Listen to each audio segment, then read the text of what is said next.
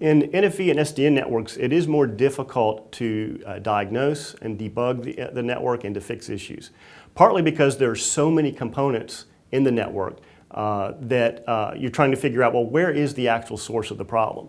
So one of the things that we're finding in the testing space is that we need to not just test a component, make sure it meets the needs of the network and fits in the network, but we need to test the entire stack, all the way from the infrastructure in the network all the way up to the end client application. And we also need to test horizontally, because if you've got a service chain of applications working together, you need to be able to test not only each individual application, but that end-to-end path. So when you do have an issue in the network, the first thing you want to do is say, well, I know it was working when I tested it. Let me double check my tests. Let me rerun the test to make sure that everything is working as it was intended. What we find in practice is many times there's been a configuration change, or there's been a software change that was not anticipated. And usually you can correct that very quickly by a rollback. But without that ability to essentially repeat the test from my certification, my onboarding process, I end up chasing the dragon's tail, as it would be, trying to find some cause which I don't know the source. As the network continues to evolve, we see more in-situ testing, simulation of clients and servers in the live network to see if there's a network configuration or a site configuration issue, in addition to what traditionally would be better instrumentation and better data collection. So as we move to NFV, we find there's several needs, several types of tools that are missing.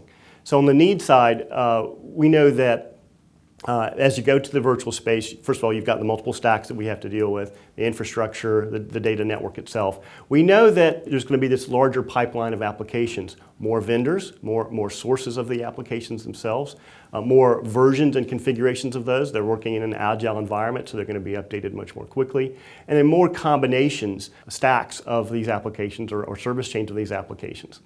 And so that's an interesting environment that makes the testing challenge much more difficult, because I have so many more combinations I have to go through. So I also see more frequent testing required, as we've been talking. As these applications come through faster into the network, as our customers become more on-demand centric, where we say, well, I've got my application, I want to change out my firewall, I want to change out my back-end data collection processing. I go to my smartphone, I make a change, it should happen in a couple of minutes. And so we've got our operators now, our service providers, looking at their customers who are saying, I don't want a choice of one security gateway. I want a choice of 10. And here's a new one that just came out last week. It got good press. I want it on my network next week.